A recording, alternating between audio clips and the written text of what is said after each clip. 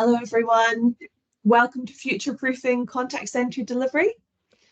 My name is Katie Armstrong. I'm VKY's Marketing Director. Thank you to everyone for joining, and thank you to our wonderful panel, who I will invite to do introductions in a second. We are live today. It's an interactive discussion and we factored in time for questions. So I'd encourage everybody to use the chat function to pose questions and make comments as we go, and we can pick them up in the breaks. So why don't we practice that now? Could everyone put in the chat where they are dialing in from today? In terms of running order, we're going to ask our panel maybe a question each, and then and throw over to questions from the group. And then the second half, we'll probably do the same. We may end up freestyling if we have lots of lovely questions.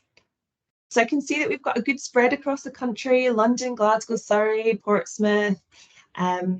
Dean from Dundee, you're actually not far from me today. Okay, perfect.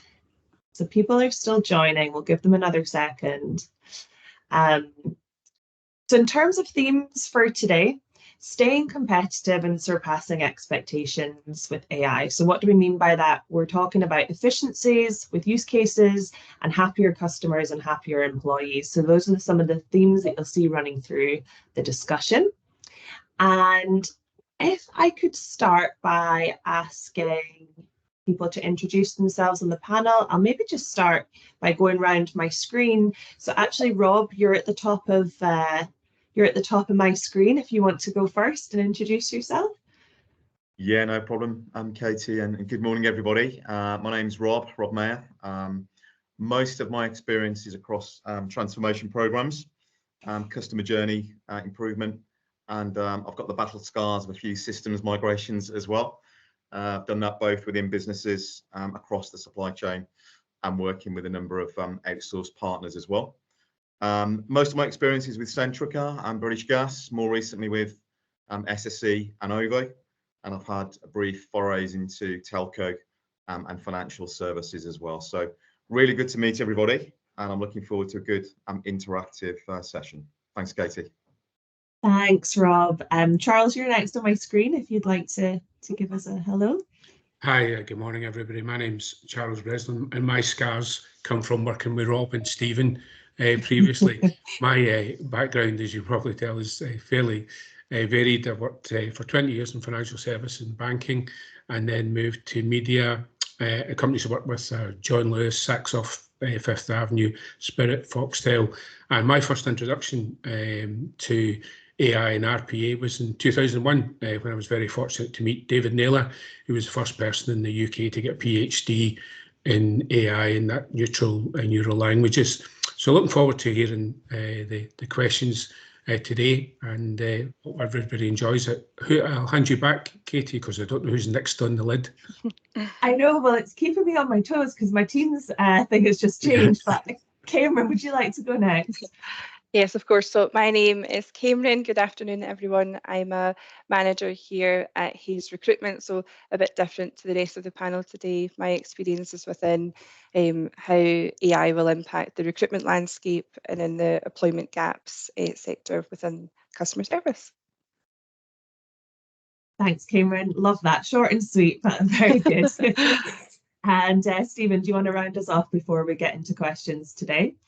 Yeah, of course. Thanks, Katie, and morning, everybody. I'm Stephen Koya, VKY.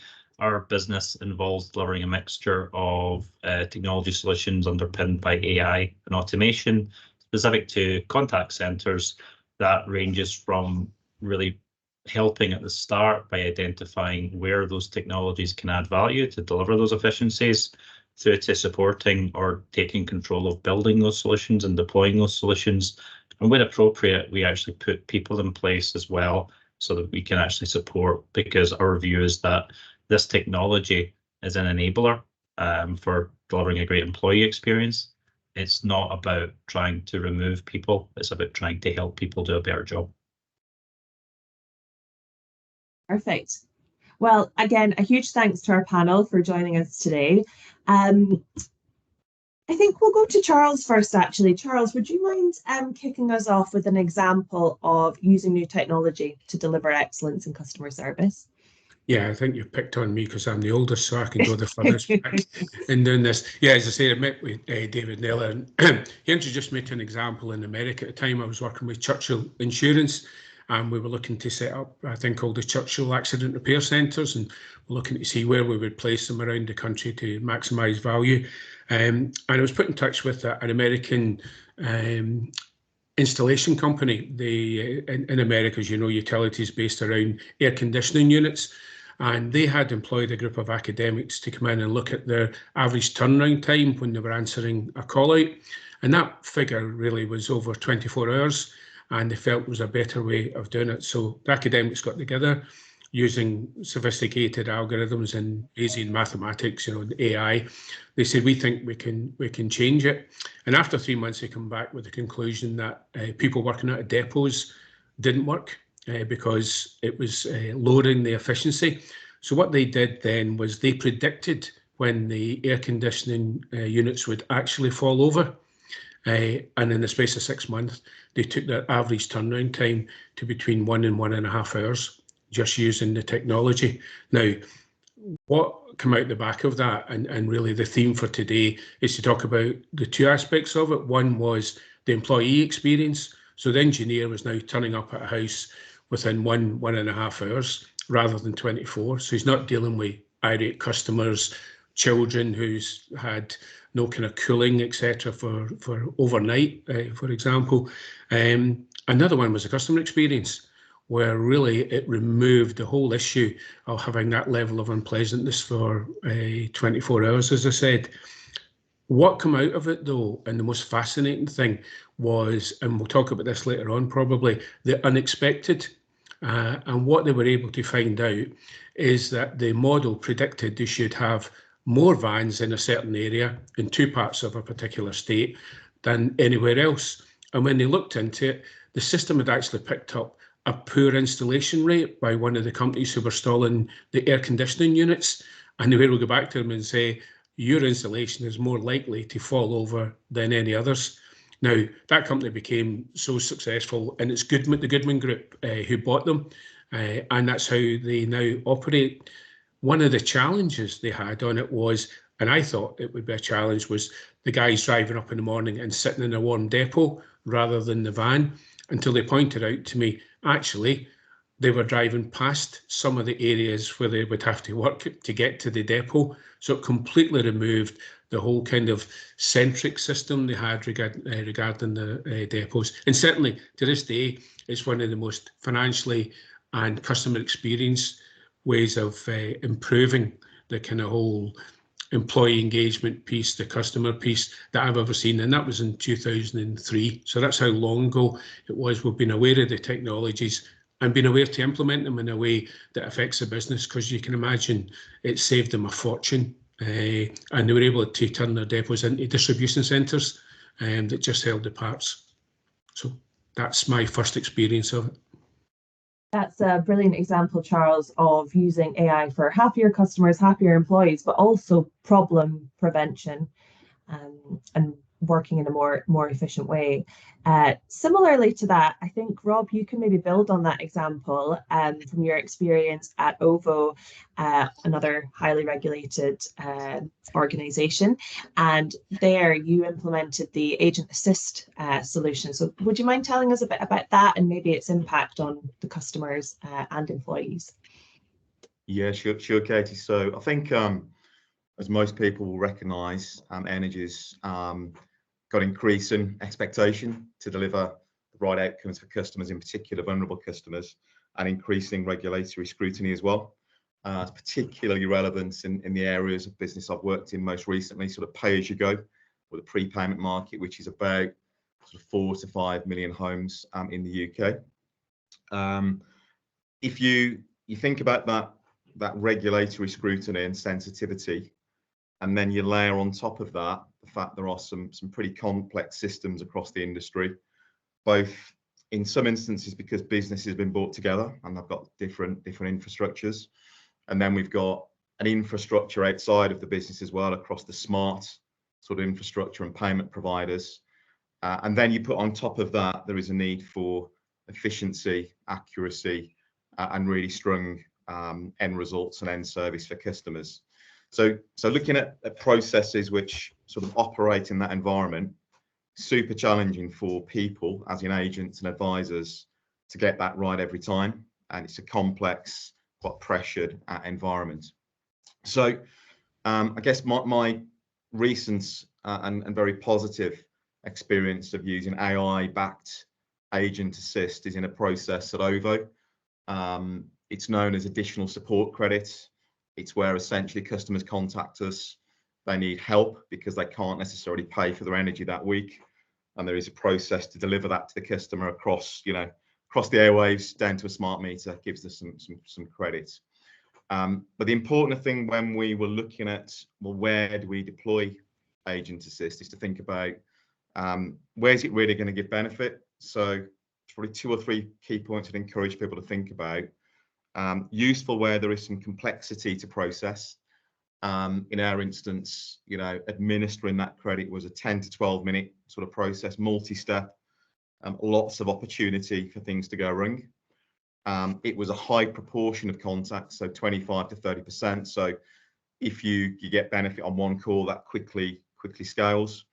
And there's a high criticality to it, both in terms of getting it right for customer, to manage financial risk and reputational risk as well. So I think some good pointers there as to where you can get benefit as an organisation. So initially, we used agent assist across the voice channel for customers accessing that particular help. And then we've used the automation routines that were built across chat and chatbot, which has added to the benefits from that development as well. And if you think about the benefits from it, I think Stephen's got some practical demonstration you'll see shortly. But broadly speaking, kind of 3 categories that we think about. Faster service, so we're just able to service customers more efficiently. CSAT, so customers getting the end result more effectively every time. Broadly, 15 percentage points up on that call type, and that's on top box CSAT, so it's quite a stringent measure. And then I think probably most importantly, at a people level, agents or advisors spend a lot of time in onboarding or training trying to get the technical aspects right, and the agent assist has taken that away and has meant we can reinvest in getting agent soft skills to a better place, so they're able to better connect with customers and actually feel better about doing the job as well. So probably an aspect of that development that we didn't quite anticipate, but has nonetheless been really positive. So yeah, hopefully, Katie, that brings to life a little bit the way that we've deployed it, and as you get into it, you see many other use cases as well. Yeah, definitely. I've just put those 3 golden nuggets in the chat for people to start thinking about in terms of how they may want to use AI in their organisation, and if they have any questions for us on that. Yes, Charles. Yeah, I think when we were talking about this the other day, something that Rob brought up was the stress of the customer, because it is a very stressful call, Rob, and the reduction in that, although it was a much better experience, it's actually the removal of the stress of waiting to find out have they been granted, that particular discretionary amount, etc. And I thought that was really powerful, because at 9 o'clock and there's a spike in these calls. I know, Rob, at 9 o'clock people are agitated, because yeah, completely. And I think because it's what I'd call multi-step across systems, whilst we're still simplifying. If an advisor got something wrong because it was highly manual, then it leads to a lot of kind of repeat contacts at a peak time. So you're right, Charles, and I think that's kind of what knocked onto CSAT improvements against that core type, as well as improved efficiency as well. Yeah, good spot. So Stephen, do you want to maybe bring Rob's example to life a little bit, and then Cameron will build on some of the things we've touched on, training and skills after. Take it away, But my screen is now sharing okay. Great.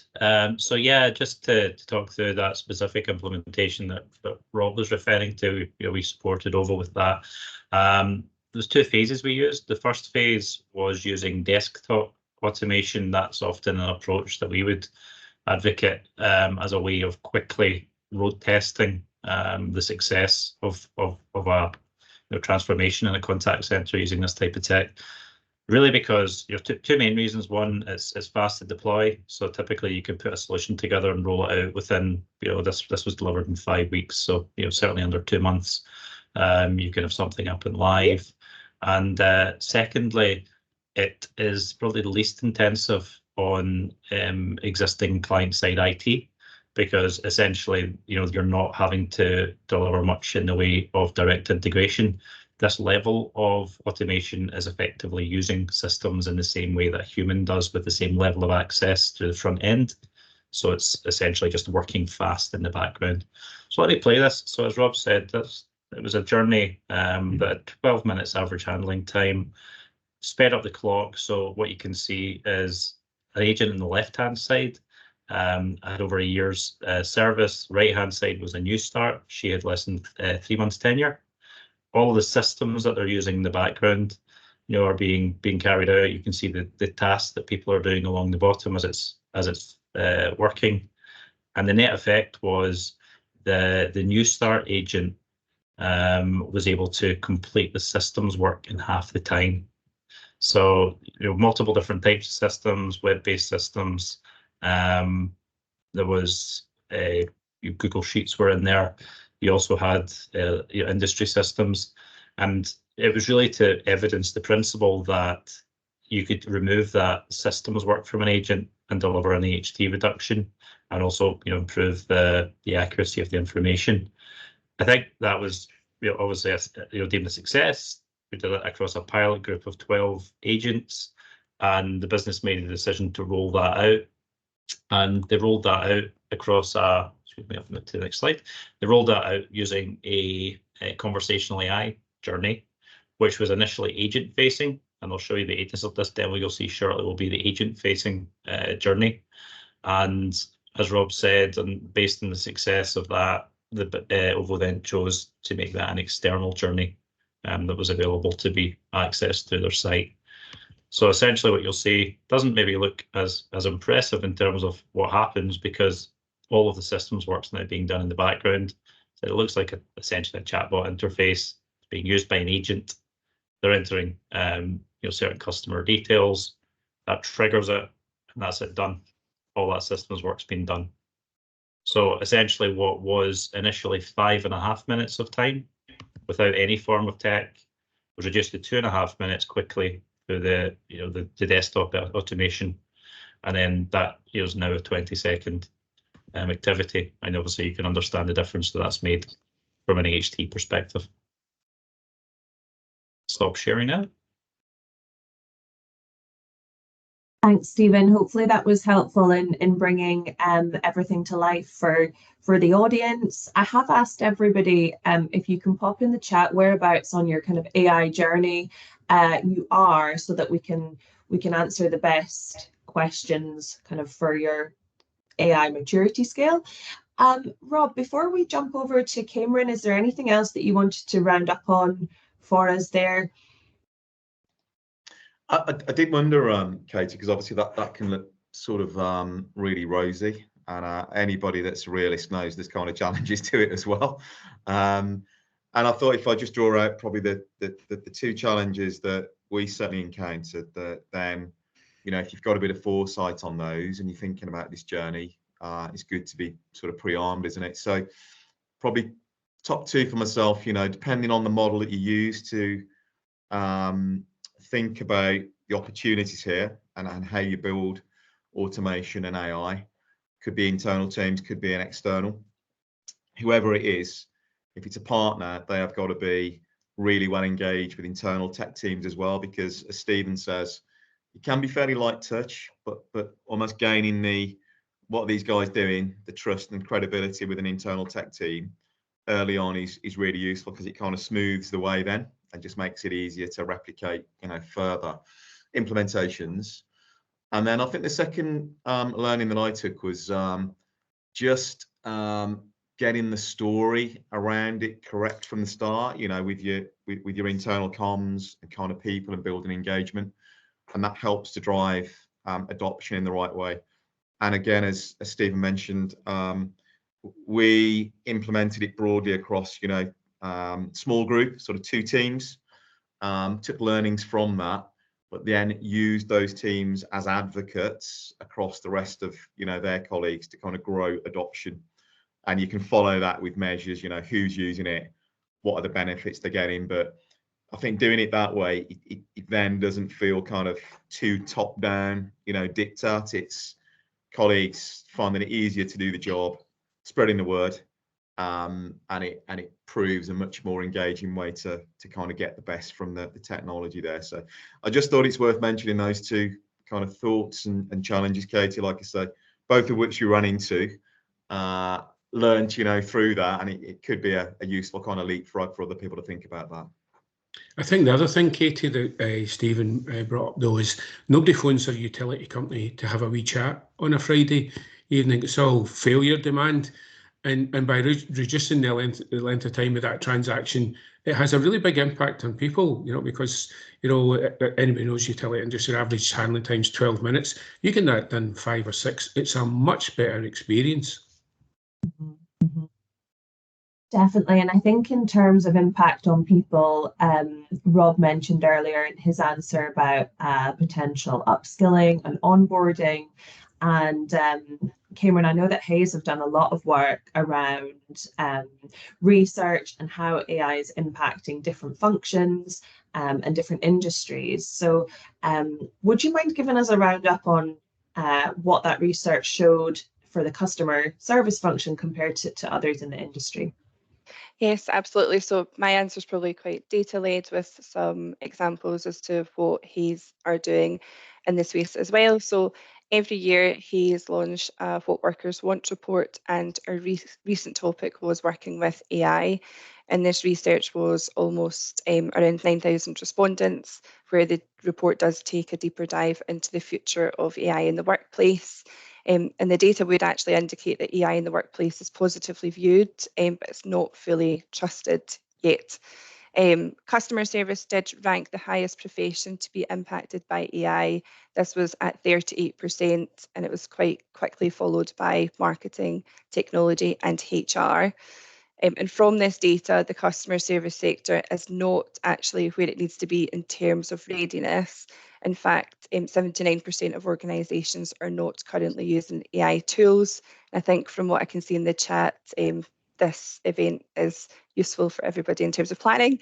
And the biggest reason why that this percentage is so high from the data is skills gaps. So 86% of employees don't have the right skills to make best use of AI, yet 71% of employers, they don't have the right access to the skills to upskill their staff. So there's a wee bit of a disconnect there from what we can analyse from that data. And some of the small changes that Hayes have made internally is using Bing Chat and also OpenAI, which is integrated into Microsoft Teams, and this can support our consultants with tasks that can take some time, like summarising a candidate CV, summarising job descriptions, and that does improve our consultants' productivity.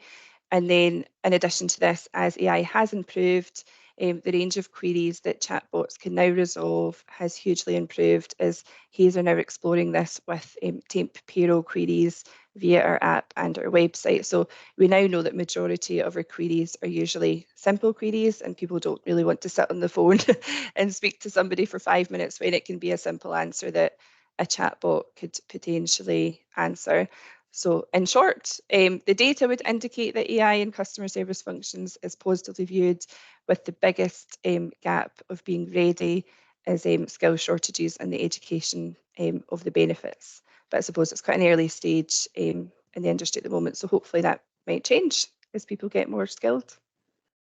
Yeah, and thanks, Cameron, for that summary. From what everybody's been saying in the chat, most people are at the start of their journey. So I wonder, to build on that, Stephen, would you mind sharing some advice on how you can get started, maybe breaking AI down into bite-sized chunks, and to Cameron's skills point, the types of things that you can do to help your team prepare? Yeah, sure. So I think specific to contact centers, and from our experience, as a business, we've all spent our careers in contact centers in one form or another. Unlike a lot of other departments you look at when you're looking at this type of technology, I would say contact centers have a kind of step up, because by their nature, there's much more measurement than elsewhere in organizations.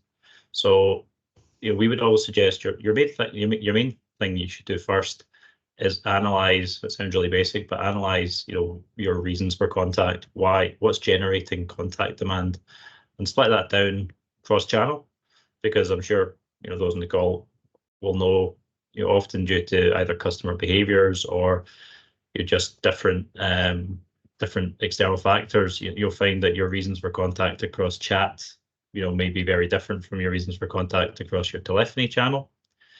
And then the layer down, once you've got that sort of volumetric, again, look at that volumetric based on overall demand, across month, quarter, but then look at that demand, at the intraday level. What drives spikes in demand, what do you plan for, what's unplanned for, what's behind those drivers. And then once you've got that mapped out, what you've really got is a mix of customer journeys. And it's then taking that step down and taking each customer journey and mapping out the specific process steps that your contact center agent would go through to resolve that. And when you look at each step, you start to get a picture of, well, what are the systems at play, and also where is there potential for challenges, either it being a challenging experience for a customer to work through that step, or just as importantly, where is it challenging for the employee. So I think in the example that Rob talked through, there's multiple systems at play there. Potentially at that point on a Monday could be a high pressure environment because of call demand. So Ovo was obviously identified by removing as much systems work, it'd be better for the employee and obviously better for the customer. So that's where we would suggest you start, I think. And I saw one of the questions asked in the chat, which I think is relevant, is then coming up with your metrics, your measurements that you would determine, have you actually advanced? So in contact center, there's obviously your standard, there's average handling time, there's first contact resolution. There's also your compliance, and not just compliance with regards to, from the quality perspective. I would also say it's systems compliance. Have, your agents completed and filled out systems in the right way, the right place. Those can all be tracked and measured. And then it's looking at, your customer focus, is it CSAT, NPS, and your employee focus, depending on the scale of the organization. There's obviously different ways you can get that employee feedback. And those are the points we would say you're best to look at. The next thing is, how do you actually deploy it and adopt it? And again, going back to Ovo and Rob's point, they chose to start, which made sense, with a small control group. It was really a team, and that team had a mix of agents with different tenures. So they had a really good way of evidencing and testing to start off with. Hopefully that makes sense. Thank you, Stephen. Rob, did you have something you wanted to add there? Yeah, I was just coming in on a couple of points that Stephen just sort of triggered with me, and also I think one of the questions that Stephen's largely covered around, I think it was like what controls. So some really good ones Stephen sort of mentioned.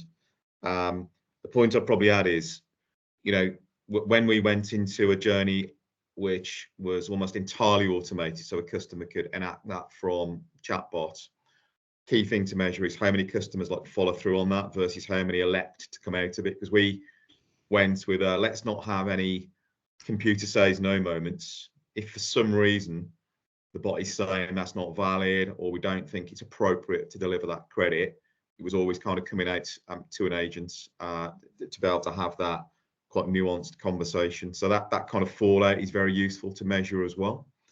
And then just looping back to one point again that Stephen sort of triggered for myself, A learning that I've kind of gone through with this is, to be quite frank, like many businesses, OVO is in a place of evolving systems, getting better, getting simpler, integrating what was SSE onto new platforms. And you can run into a mentality of, it's not really worth doing anything until we've done that full migration. But the beauty of some of this technology now is it's relatively light touch, it's not deep investment, and it means you can sit it across multiple systems that have still got some complexity, and you don't have to wait till you've done the full simplification. And that was one of the real things that struck me, because as I say, temptation when you're trying to get onto IT investment, lists is, we've got to wait for simplification. Well, no, you don't really have to, given some of the technology that's there now. It can be a really good interim step and can evolve as the systems do get simpler as well. So yeah, just a couple of points, like I say, that Stephen had sparked for me really, Katie. I think Charles might be coming in now. Yeah, really helpful. Thanks, Rob. Charles, we'll go to you and then we'll break, because we've got some really great questions in the chat from the audience. I promise I'll be quick. I'll be quick. It was just the output, the surveys saying a large proportion of people didn't know if they had the skills to work with the automation, when in fact they don't need the skills to work with automation. As Stephen has said, it works in the background. And I thought of an analogy. About 8 months ago, a guy came up to me, I've got an unusual car, no laughing, Stephen, and he said, have you ever had your car mapped? And I said, no. He said, I'll do it for half price if you allow me to put your car on the website. So he came along, mapped the car, took photographs, etc.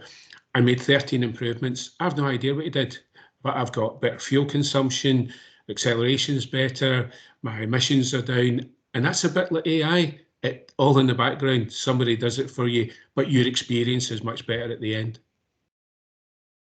Thank you, Charles. Let's get the audience involved. So Simon, you have a question for the panel. Have any of the panel or virtual table built strategies with other services? So in terms of working across functions, and what worked well and what was challenging. And then I'll take the second part of that question. Who wants to answer Simon's question there? Happy to have a stab at that. And Rob, as well. Sorry, I wasn't sure if you just unmuted yourself as well. I think probably a good example, actually, not in the public sector. So involved in delivering a project across services there. One of the main contact drivers for a council is people have not had the right bin collected, so they get in touch with the council. They phone up and say, you didn't pick up my brown bin today. And obviously a challenge that a lot of councils have is they've got a shared service model where you could phone up about anything, and obviously whilst that is important, and as a citizen, you're paying your council tax to have that done, there's other reasons that are equally perhaps more important that then people can't deal with because of that contact. So we supported putting in place a self-serve model there through chatbot. And obviously in that environment, you were dealing with the operation of the contact centre, service centre, and you were working with the waste services team as well. And obviously different priorities, different stakeholders. I think, what I would say is important at the start is actually getting people really comfortable with the technology and what that would look like from the end customer perspective and what that would look like from the employee perspective, and not actually just the immediate contact center agent. It's what would the downstream of output look like. And actually that helped in that case, because without being very specific, there was some challenges from some of the other services about the adoption and whether this would work and whether it would just create extra workload. And I think because they were able to then see that that would make their life easier when they started to understand those downstream outputs, that really helped sort of the adoption overall. But Paulie's not sure if that was where you were coming from, the question, but that was our experience of multiple different stakeholders and services. Thank you, Stephen. Simon, if that answers the first part of your question, give us a thumbs up in the chat. I may have read that wrong. But then the second half here, maybe throw that out to another panelist. Has an AI directive been included for consideration by scrutiny on the organisation's approach? Gosh, I've not read that very well. Rob, do you want to take that? If you can understand my mumbling there. No, it's all right. I think I'm hoping that I've interpreted it correctly, but maybe Simon can chip in if not. So I think what we're saying there is, how is there a directive that we will use AI for, X journeys versus giving a lot of flexibility in kind of channels that customers use to contact. I kind of touched on it a little earlier, but the approach that we've taken is to drive automation or AI adoption through, I guess, customers feeling that it's more effective, more convenient, probably quicker to get served in that way for customers that want to take that channel. But we've absolutely not gone to, computer says no, there is no other channel, you will act like that. For two reasons, didn't really feel like the right thing to do at a customer level. But obviously there are customers in an energy base that are in many different situations, some of which are early digital adopters, some of which have never been near that kind of technology. And our obligation is to serve all of those customers, effectively. So from us, it's if it's suitable and a customer feels that it's more useful, fantastic. If not, there would always be a route out of that or a different channel for the customer to get the same service in the way that's most comfortable to them. But I guess different industries will take different approaches depending on the business model and the demographic of the customer base. In reality, I think it's just understanding what works for the customer base. So hopefully that's useful, Simon.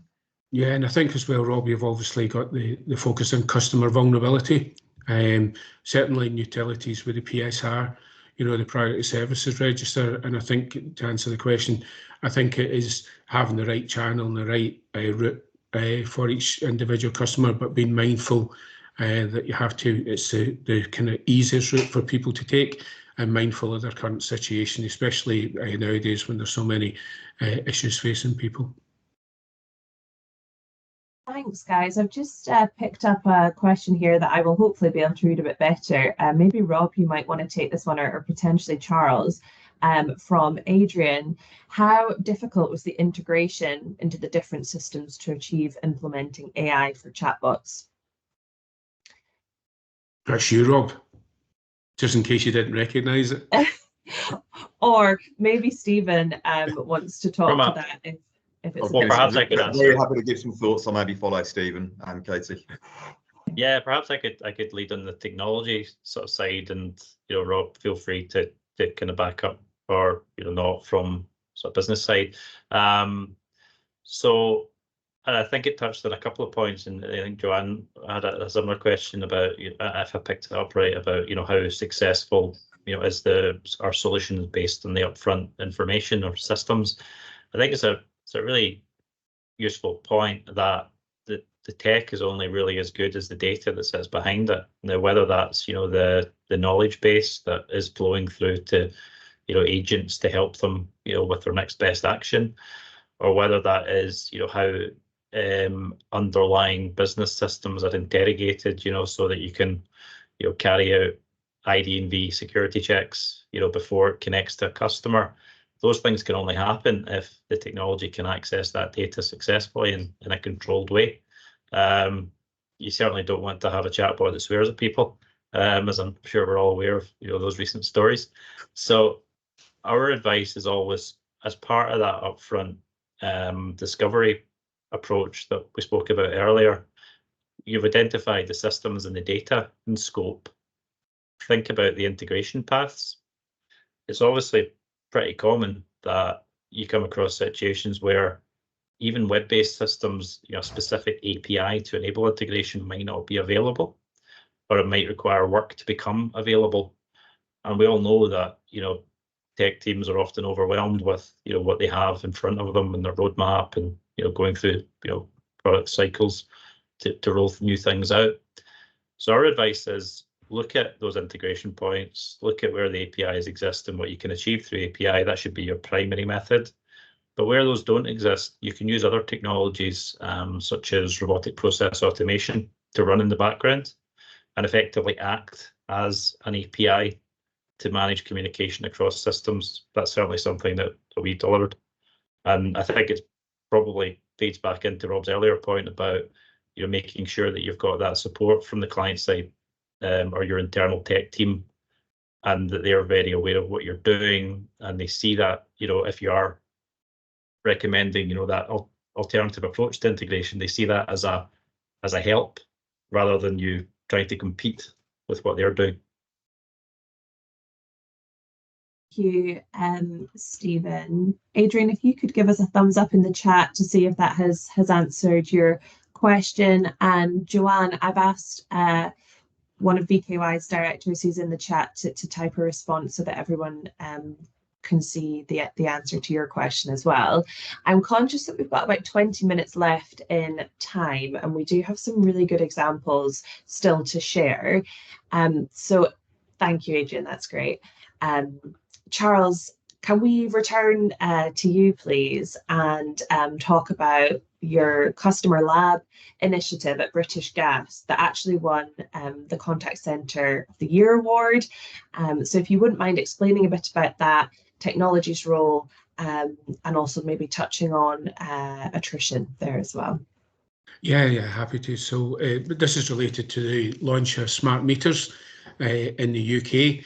And there was a timeline originally set by the government for the installation, and I was asked to head up the kind of installation part from the customer side. So I went to Jill Shedden, who was the HR director, and Ian Peters, who was the MD, and I said I wanted to do this differently. I wanted a blank sheet of paper, and I wanted no team leaders. I wanted no weekly reviews. I wanted no monthly reviews. We would do it completely differently. And in the first week of the launch, we had 12 people, but with so many calls, the business case was predicated that once you installed a smart meter, people would effectively have less need to call you. And in fact, they called us 40% more than they did in the existing base. So we quickly had to ramp up. Now, I have to say, the smart meter business case, and Rob and I were chatting about that the other day, was blown out of the water in the first 5 or 6 weeks because it was thought to be significant financial savings. What we found was a completely different journey. And the reason I wanted the team structured in an environment, in a lab environment, was I wanted to learn from the customers. I wanted it completely unscripted. I wanted to find out how they would share information because it was a completely new piece of technology. And it worked fantastically well because we were able to say very quickly, there's a confidence, we need to outbound customers rather than wait for them to come in. We need to give them some reassurance on the technology. And over a year, we grew to over 64 people with zero attrition because people respected the fact their views were being taken into account. So how we managed it was a thing called bandwidth management, which I'd come across in Volvo, actually, in a production sense. And all we did was have interventions with the people at the top end of the performance, which to say, thank you, well done. And at the bottom end of the performance to find out how we could help them improve their performance. We still booked in the half-hour one-to-one session and let the staff go shopping, or alternatively go and have another coffee, because there's nothing more boring than week after week and month after month people saying you've done really well and try to fill in 30 minutes of chat. So that obviated the need really for the team leader population. It's not easy in a large corporate. British Gas is a massive corporate. There were a lot of people involved in the union. I had to go and see the union to say, this is not a big project in terms of what we're rolling out. There were HR people saying, well, how do we know what people are performance? And we knew across the piece. And also the encouragement of the development of individuals. However, we made some blunders. And I think that's part of the exercise that the customer lab allowed us to do that in a rarefied atmosphere. So one of the blunders is we felt we needed agents with good technical skills. Completely wrong. We needed soft skills, People didn't want to know anything about the technology. They wanted to know about the experience. Was their meter reading right? Was the head end working, etc.? Were the most technical questions we got. It was just about how they could save energy. It's costing us a lot more than we thought. The second big learning that came out the back of it was first contact resolution. So by removing average handling time, which we did, we introduced a statistic called customer conversation time, where we measured the amount of time that our agents actually spoke to a customer over a day, and we targeted 80%, and we found that that experience meant that it took away the struggle around AHT and allowed them to have more meaningful and penetrative conversations with the customers, finding out what other issues they had. We've picked up in vulnerability a lot easier, and that can be missed in a lot of normal conversations because people are looking at AHT, they're worried about their handling time. Things we would do differently, recruitment. We were going down soft skills without a shadow of a doubt. The conversations were far more empathetic and engaging. I would outsource it without a shadow of a doubt, because the interference you get in a large corporate is massive. A lot of people, I looked at the companies on here, will see that people were coming in saying, no, you can't do this, you can't do that, when in fact it was running extremely successfully.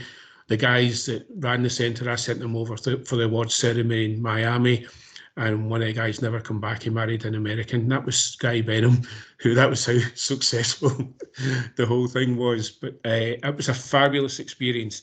And the reason I would change it in terms of customer lab was I would have presented a fait accompli rather than a work in progress internally to say, this is how it'll work. We've made the mistakes, we've been able to correct them.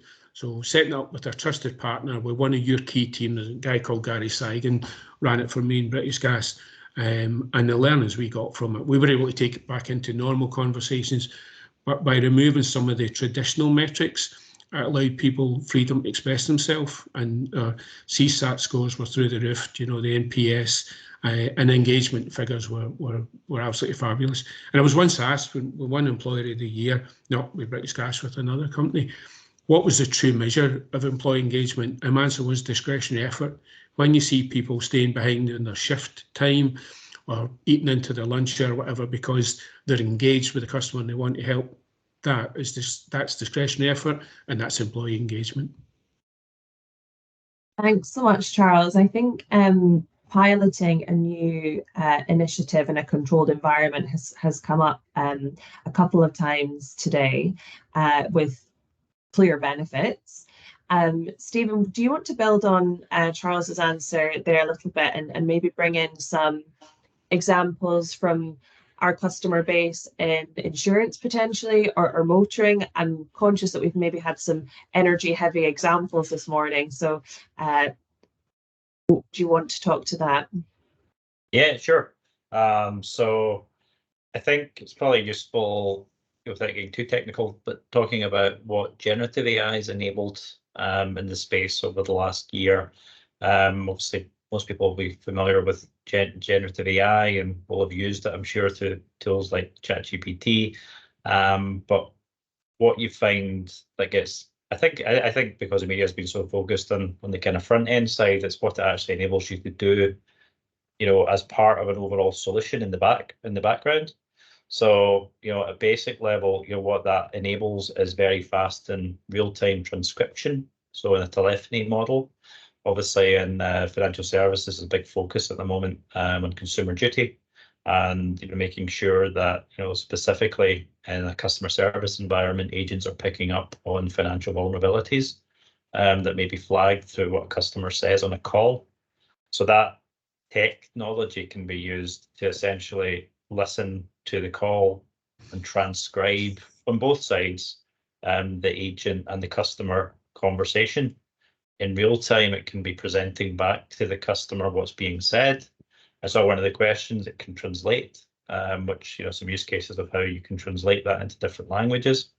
And I think also you can then you can train that against a specific model. So you can actually start to understand, well, you know, based on something like consumer duty, you know, based on what the customer said, has that actually potentially triggered anything that the agent should be focusing on? I think going almost downstream, so post the call happening, post the front end contact center. Some good examples where obviously something that most contact centers will do is some form of quality control or audit of the calls, what's been said. One, to provide training and development for the actual contact center agents. Two, from a compliance perspective, to make sure that they've done the right thing. And that can often be very laborious in terms of the time that goes into that. Again, the advent of generative AI, that's being used to enable the transcription and automatic scoring of a much higher volume of calls. Doesn't replace the need to have a human in the loop. That, I'm not suggesting that, but what it does do is it allows an organization to go from checking a single digit percentage of calls to checking 40, 50, 60, 70% of their calls, which obviously has strong benefits. And you take that right through to then just the general back office task of checking customer accounts, checking that the right information has been posted against an account. And that obviously has a kind of cross-sector need and requirement. Again, using generative AI, so complaints management as an example. A complaint starts with an email or a call that needs to be transcribed, or if it's in an email, it's an unstructured data. Using generative AI to summarize that data, get the structured salient points, and then using automation solutions to take that and process through an organization. So I would say that probably that's hopefully some useful practical examples of where a combination of generative AI and automation are being used. Really interesting, Stephen. Thank you. Cameron had a really good example earlier that I typed in the chat as well around using generative AI for documentation summary. There's so many different use cases. Cameron, I wonder if we can return to you for a second and build on one of the points Charles made around if he could go back and do it again, he would maybe change the way they recruited on skills. So in terms of attracting the right talent, upskilling, can you share some tips for people on how to do that? Yes, of course I can. So there's some usual parts that most people should be aware of when they're recruiting to join their team. So acknowledging what matters most to professionals today. So that could be flexible working options, especially post-COVID, career development opportunities, your salary, your benefits package, and more now around an organisation's sense of purpose, commitment to sustainability, diverse and inclusive culture. The list can go on and on and on. And these factors are all important and influencing a person's decision when assessing a job. So employers who prioritise these areas will stand in good stead for attracting and retaining talent in today's very competitive market. When it comes to AI specifically, employers should be transparent about their approach when it comes to how they plan on responding to the growing presence of AI, and employers should be prepared to offer their staff training and development programmes in and out of work during working hours as well, as something that's come up in quite a lot of the conversations I've been having with the market, and help them get the best out of new AI tools and technologies to ensure they're kept up to date and they're not getting left behind. And I'll circle back to Charles's point because it is quite pressing to the bit that I'll finish on today. Charles's point on soft skills is quite prominent, especially coming out of our last UK 2024 salary and recruiting trends guides. Again, another fact for everyone, but 80% of employers say they're likely to hire a professional who does not possess all the required skills, so those soft skills that we're talking about, with the intention of upskilling them. So it's quite promising to see that we are hiring now on skills and potential, and that is on the up. And it is also an effective way of recruiting from a diverse talent pool. So that's my final point on that part today, but it is interesting how it sort of flowed through to the conversation today, throughout our conversations. Definitely, Cameron, thank you. And just to let everybody in the audience know, I'll be following up today with two reports for you. One, the future world of work, that Hayes have done research on how AI is impacting, and the one that Cameron just mentioned there around salary. So we have about 5 minutes left. Does anybody have any questions, or do any of our panelists have any thoughts that have been provoked throughout today that you want to share in our kind of final few minutes? If I could make one point, and Steve knows I've attended quite a few of these, and the thing that never comes up is the post-implementation piece in detail, the impact it has on people, because people are worried about losing their jobs. And there was a guy called Toffler who wrote a book in 1963, The Third Wave, and he kind of predicted this would happen. And the only thing I see is benefits is from moving a 5-day week to a 4-day week, because the requirement is still to employ people as such, but you would be able to be more flexible in the number of hours. And I think the fear of AI is driven by the likes of an email I received from somebody who's saying, oh, we're looking at insurance, AI and insurance, and I didn't understand what he wrote.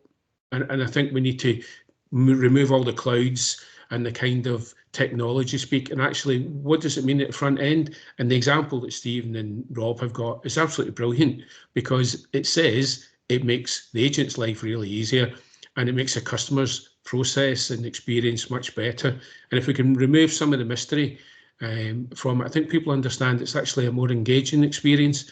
And also the positive impact it could be in the working week, which I think will be the biggest change we'll see next year with the early adopters in terms of the technology.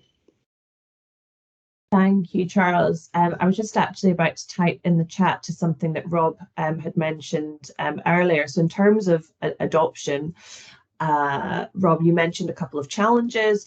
I wonder, do you want to build on how to potentially overcome those challenges when adopting and rolling out something like Agent Assist in our final few minutes? Yeah, of course. Again, probably a couple of points, Katie. First one I've mentioned, but just to enlarge on it a little bit, pilots, assuming there are positive experiences through that, which we've definitely encountered, great opportunity then to use that almost like groundswell to grow advocates for this is an easier way to work. I'm engaging better with customers. I've got less chance of getting it wrong. So any kind of compliance pressure is kind of relieved. And as you know, I think a lot of us that have been around, let's say, contact centers for a while knows that huge amount of conversation on best ways to work happens to make sort of life easier and jobs easier. So that tends to then be a very good groundswell to kind of drive it. I think the other piece I was going to sort of mention, it comes off Charles's point, but it's hopefully relevant to your question, is that in organizations, there's kind of seldom not enough to do. Let's be like realistic. So if you can use AI, and we're starting to now dip into the Gen AI to review emails, get off into the back office, actually do the work, get back to customers without as many people having to touch that, which means that all of those things that we've probably wanted to do for quite some time and people would love to help customers with, there's never quite enough time, start to kind of rise to the surface, and you get a much more holistic kind of breadth of service and actually more engaging things for people to do as well. And realistically, there's choices there, isn't there? You can either choose to do that, or you might choose to run with some efficiencies over time. But my point is, work evolves. There's very seldom, the situation where there's not enough to do in an organization. So it kind of then comes down to how you choose to deploy that resource, but hopefully in a more engaging, enjoyable sort of manner for people in the business as well as customers as well. Thank you so much for that, Rob. And Stephen, I wonder, do you want to kind of round us off today with a final thought before we wrap up in just a minute? Sure. Well, first of all, thanks to everybody for joining today, and thanks to our panelists. I think they've all been great. Yeah, I think this theme's hopefully come through, especially with what Charles and Rob just said around, and Cameron's touched on this as well, about skills. I think that there's been so much negative press around, AI and automation threatening people's jobs, but hopefully the themes that have come out today have been actually it should be an enabler. I think it's lazy to look at an operation and just focus on the cost of people and look at this tech and say, let's use it to reduce people. I think in our view, people should be focusing on that unitary cost to serve or unitary cost to sell, and look at this tech and how it can enable your people and actually allow them to do more, to Rob's point, and actually reduce that cost to serve at the unitary level. And I think if people start to do that, it'll just encourage this sort of harmonious relationship between the technology and the agents. For me. Thank you, Stephen. And I would second a thank you there as well to all our panelists. Thank you everyone for joining. I can see some clap emojis going on in the reactions. Thank you. Like I said, I'll follow the recording of this session, a couple of reports and some more learning resources for people. And of course, if you have any more questions, feel free to contact us. Our team are always here if there's anything further. So thank you everyone, and have a good day. See you later.